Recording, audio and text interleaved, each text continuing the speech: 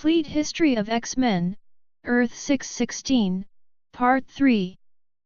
With the team now larger than ever before, organization suddenly became essential. To remain effective as a group, the X-Men were divided into two squads, Blue and Gold. The Blue Squad battled Magneto and his acolytes in Genosha. Discovering Moira MacTaggert had altered his DNA years ago when he was regressed to a toddler, Magneto questioned if his recent turn to heroics was a result of Moira's tampering or his own free will. Magneto forced Moira to brainwash the Blue Squad into joining his acolytes on Asteroid M, a space station haven for mutants.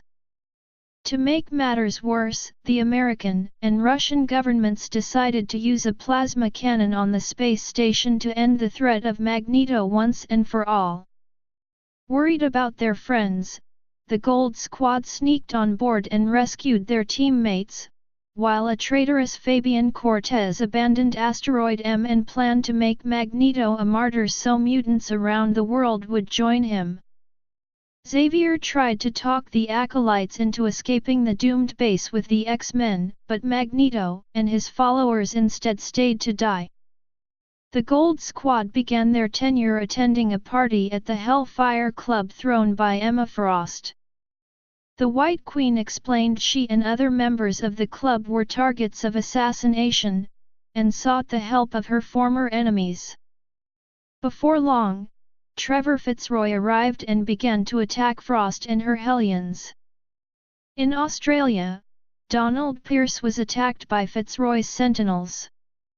Gateway teleported Pierce to New York, along with 3 of the attacking Sentinels.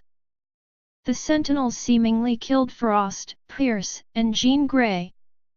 Fitzroy drained the life of every Hellion he could subdue, killing all of Frost's students. Returning her body to the X-Mansion, Xavier realized Jean's consciousness had been relocated to Emma Frost's body.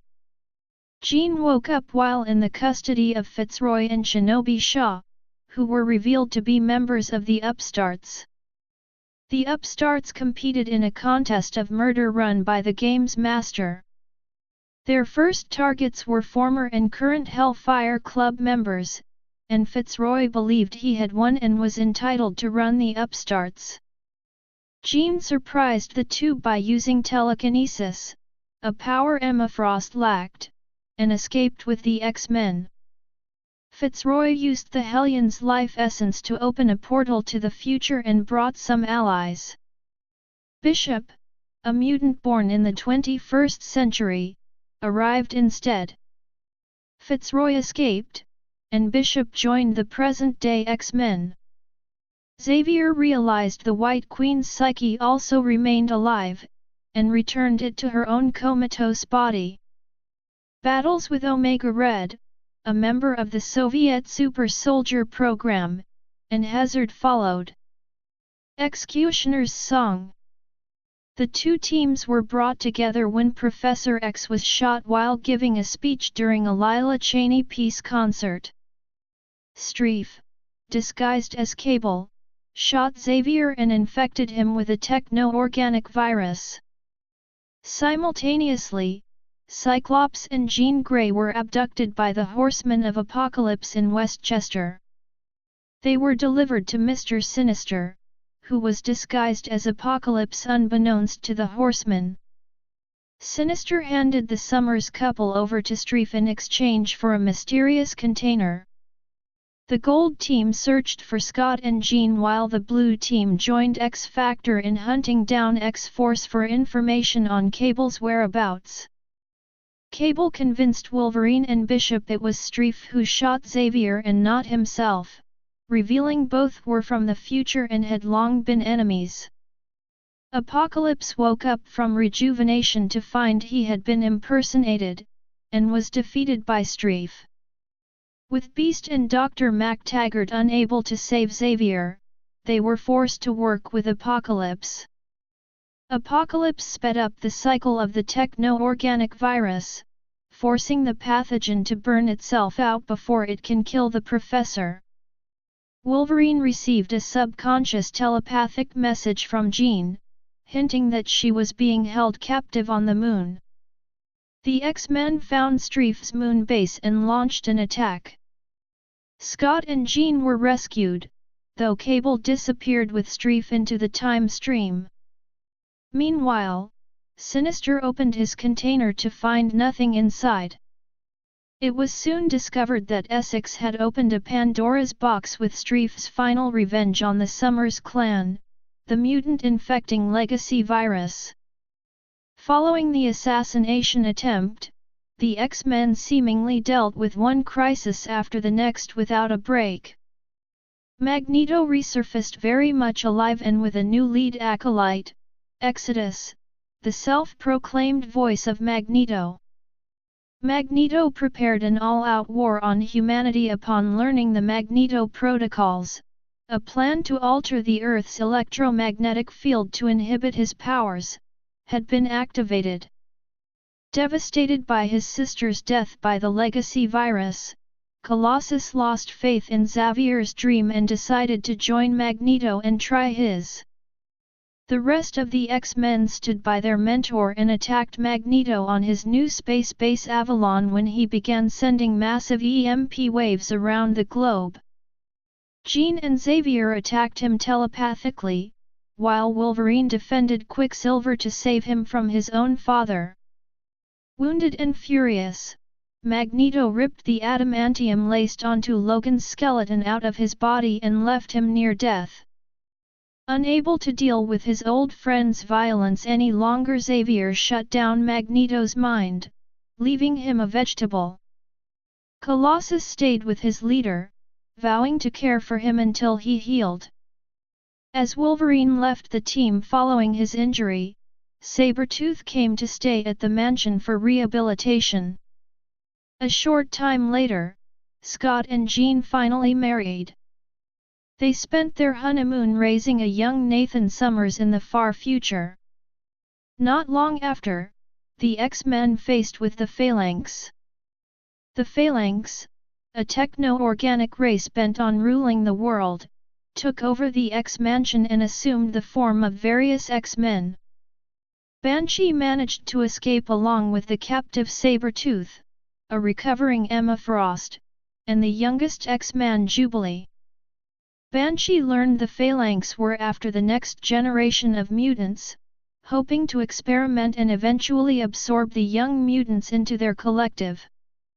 Sean and Emma saved the targeted young mutants, but only with the sacrifice of the young Blink.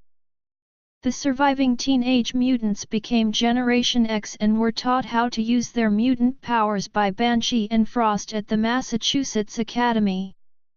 Around this time, the Blue and Gold squads dissipated into one large X group. Legion woke up from his coma with his fragmented mind completely healed. Wanting to make up for the pain he had caused his father, David Haller planned to travel back in time to kill Magneto, eliminating the greatest threat to human/mutant coexistence and fulfilling his father's dream. Bishop, Storm, Iceman, and Psylocke traveled back in time to stop him, but were defeated. As Legion fired a powerful Psyblast at Magneto, Charles Xavier sacrificed himself to save his friend. With his own father dead, Legion faded away along with the rest of the X-Men. Only Bishop, a temporal anomaly, remained unaffected. In the present day, a crystalline wave emerged from the M'Kraan crystal and eliminated all of reality. Legion's altering of the timeline was devastating. Noticing the mutant energies during the battle against Haller, Apocalypse began his world domination a decade earlier than he would have otherwise. Rather than be defeated by X-Factor, Apocalypse and his horsemen conquered all of North America in a world known as the Age of Apocalypse. He erected a citadel on Manhattan Island with breeding pens and ghastly experiments run by Sinister and Dark Beast, a twisted version of Hank McCoy. Humans fled to Europe, and were frequently massacred by Sentinels.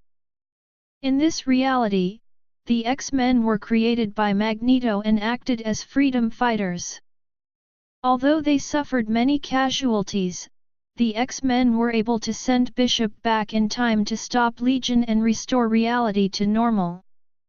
Somehow 4 Age of Apocalypse individuals crossed over to the normal 616 reality: X-Man, Sugar Man, Dark Beast, Holocaust, while 2, Blink and Sabretooth, joined the dimensional hopping exiles. When the professor shut down Magneto's mind months earlier, Magneto's anger combined with Xavier's repressed negativity resulted in the birth of a psychic being. Lying dormant, Xavier's increased frustration with anti-mutant sentiment, deaths due to the legacy virus, and the failing of his own students led him to the breaking point. A young mutant was murdered outside the grounds of the Institute by an angry mob. This final failure of Charles Xavier awakened the near-invulnerable entity, Onslaught. Concurrently, Rogue discovered the enigmatic Joseph. At first she believed him to be Magneto playing dumb, but realized he was truly amnesiac. Concluding he must be Magneto without any memories, Rogue brought him to the X-Men. Using Xavier's body, Onslaught aimed to turn the human race into a collective. Seeking more power, he absorbed the powerful mutants Franklin Richards and Nate Gray. Erecting a citadel on Manhattan Island and closing it off from the rest of the world, Onslaught used Sentinels and mutant minions to battle the rebelling heroes. A first strike by the combined might of the Avengers, Fantastic Four, and the X-Men freed Xavier from the entity's control and left him as Shinnok energy contained within special armor. Jean Grey aided the Hulk in destroying Onslaught's armor. Thor flew into the now unprotected Shinnok energy being and managed to damage him. Surmising mutants would only empower Onslaught, the other non-mutant members of the Avengers and Fantastic Four followed and successfully destroyed the entity while seemingly sacrificing their own lives. In actuality, Franklin Richards had used his reality warping powers to transport them to a pocket universe. No one discovered the fate of the heroes for a while, and in the meantime anti-mutant hysteria erupted into chaos. Professor Xavier was taken into federal custody. Operation Zero Tolerance. The mysterious Bastion used the Onslaught crisis to push his militant anti-mutant agenda to the United States government. With the nation's approval, Bastion's prime sentinels hunted down and eliminated mutants across the country under Operation Zero Tolerance. Cannonball, Wolverine, Cyclops, Jean Grey, and Storm were captured along with members of Generation X, though all managed to escape. The Xavier Institute was completely ransacked, though Cable was successful in protecting the mansion's extensive computer systems. In New York City, Iceman managed to save Dr. Cecilia Reyes, a mutant with a ceoplasmic force field, from termination, though her genetic secret was exposed. The bone-wielding Morlock Marrow and Israeli mutant Sabra joined the two and took the confrontation to Bastion himself. Before the matter could worsen, Senator Kelly was brave enough to put an end to the murder and S.H.I.E.L.D. arrived to arrest the madman. A short time later, Bastion was revealed to be the Nimrod/Mastermind robot upon emerging from the Siege Perilous. Meanwhile the other X-Men returned from a space journey to aid the Shi'ar, and Bishop was separated from his teammates along with Deathbird. The rest ended up prisoners of the Nanny, and were eventually brought before Eric the Red, a disguised Magneto, who put Gambit on trial for past crimes. Eric revealed Gambit led the Marauders to the Morlocks during the Mutant Massacre. Repulsed, Remy's friends abandoned Gambit half-naked in Antarctica. Returning home, the remaining X-Men helped save Cyclops from Bastion's last laugh, a bomb planted in his chest. Dr. Reyes, Marrow, and Maggot, a mysterious mutant met by Psylocke and Angel with intestines that became giant maggots, stayed at the Institute and joined the X-Men. The Summers left for Alaska so Scott could recover from his wounds, leaving Storm and Wolverine in charge. Rogue, Joseph, Psylocke, and Cannonball also remained. The new team only existed briefly, battling Alpha Flight and extra-dimensional demons. Shadow King returned to trick Psylocke into giving him control of every mind on Earth, and all telepaths briefly lost their powers. Betsy managed to defeat him, though she could not use her telepathy so as to keep him prisoner. With the disbanding of Excalibur, former X-Men Shadowcat, Nightcrawler, and Colossus returned to the team and began an era of change. Dr. Reyes set up practice in Salem Center, opting out of the superhero life, while Maggot briefly joined Generation X. The new squad faced a seemingly alternate group of X-Men led by Professor Xavier, though they were actually created by a sentient Cerebro. Confiscated by Bastion, the nanotechnology used to cleanse the Institute gave the mutant locator artificial intelligence. As the X-Men tried to solve the mystery, they found the real Xavier and brought him back to Westchester. Unexpectedly, Magneto resurfaced once more. Holding the Earth hostage with the planet's electromagnetic field in his control, the X-Men traveled to his Antarctica base. Joseph was discovered to have been a clone created by Astra, an old foe of Magneto and member of the original Brotherhood of Evil Mutants, who was supposed to kill his genetic brother but his amnesia got in the way. In the end, Joseph sacrificed himself to stop Magneto. Yet, the United Nations gave in to Magneto's demands anyway. Magneto was handed the island of Genosha. Logan was kidnapped by Apocalypse and forced to fight the savage assassin Sabretooth for the mantle of the Horseman Death. Knowing that he might be able to resist Apocalypse's programming and that Sabretooth would be a very dangerous villain with the support of Apocalypse, Logan fought and defeated his nemesis. As a result, his skeleton again was laced with adamantium. Meanwhile, a Skrull imposter took Wolverine's place with the X-Men. Under the control of Apocalypse, Wolverine fought the X-Men ferociously in his death persona. But with the help of his teammates, he eventually broke free from Apocalypse's control. Apocalypse finally revealed the secret of the 12, a dozen mutants prophesied to defeat him. The X-Men tried to round up the mutants listed as the 12 according to one of Destiny's diaries. With the help of Skrulls and his new horsemen, Apocalypse managed to capture them first and admitted he was the one who started the rumor of mutant saviors. He instead planned to absorb the powers of the 12 to become invincible and unveil the Age of Apocalypse. Using Nate Grey as a vessel for intense energy, the living monolith acted as a power conduit transferring the power of the other mutants, Storm, Sunfire, and Iceman, the forces of nature, Magneto and Polaris, opposing magnetic poles, Bishop and Mikhail Rasputin, time and space, Cyclops, Cable, and Jean Grey, familial unit, and Xavier, mind.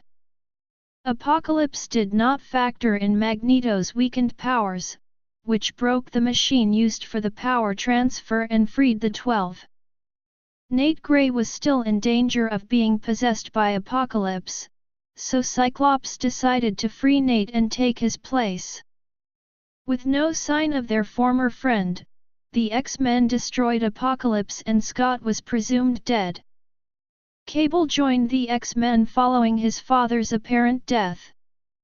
Soon after, the High Evolutionary was manipulated by Sinister to revert all mutants back into humans.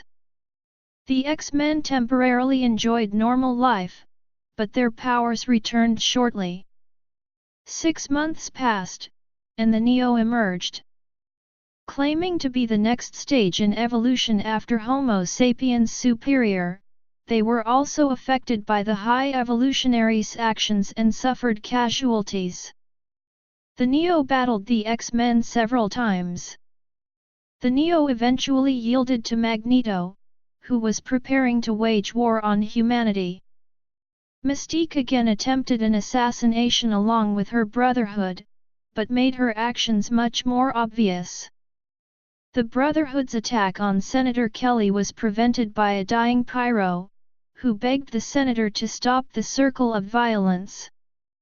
Mystique's real intentions were more sinister. She had tampered with the legacy virus to release a strain that would only infect regular humans. During the attempt on Kelly's life, Mystique and Sabretooth attacked Muir Island where Dr. McTaggart had finally discovered a cure of the virus. Mystique neutralized Wolfsbane's powers as she tried to defend her mother, whom Mystique mortally wounded. Mystique even stabbed her own foster daughter Rogue attempting to keep the cure hidden, yet Rogue recovered quickly enough and subdued her. Professor Xavier was able to transfer Moira's knowledge of the virus to his mind before she died. As Cable aided his mentor, a human angry at Senator Kelly's change of stance on mutants shot and killed him. Beast used Moira's data to create the legacy virus cure. Unfortunately, a mutant power signature had to be activated for the cure to disperse around the world. Impatient for Dr. McCoy to discover another way, Colossus injected himself with the cure and activated his mutant power, killing himself but saving the lives of countless mutants. Jean Grey still couldn't believe Cyclops was truly dead, and went on a journey with Cable to discover the truth. The two eventually found Scott in the Middle East using Jean's rapport with her husband. Cable used his PSIME-TAR to cleave Apocalypse's final hold on his father. Returned to his friends, Cyclops became more distant and self-conscious due to insecurities from being possessed. With the legacy virus cured, the mutates on Genosha were healthy enough for Magneto to amass a superpowered army. At a time when Storm was away, leading a squad of the X-Men in search of Destiny's Diaries, and many others having left for personal reasons, Magneto went after Xavier. Without enough powerful X-Men around to stop him, Magneto was successful in his attempt to capture Xavier, whom he brought to Genosha on the eve of his invasion. Cyclops and Wolverine infiltrated the island nation as Jean Grey recruited ex-Alpha Flight member Northstar, along with Wraith, Polly Provenzano, and Sunfire's sister Sunper, convincing them to join an interim X-Men team. Dazzler showed up seeking help but also joined the group, and Jean mentally controlled the acolyte Joanna Cargill to aid the team. On Genosha, the team managed to free Xavier, who mentally stopped Magneto from ripping out Wolverine's adamantium a second time. Convinced there was no other way, Logan impaled Magneto.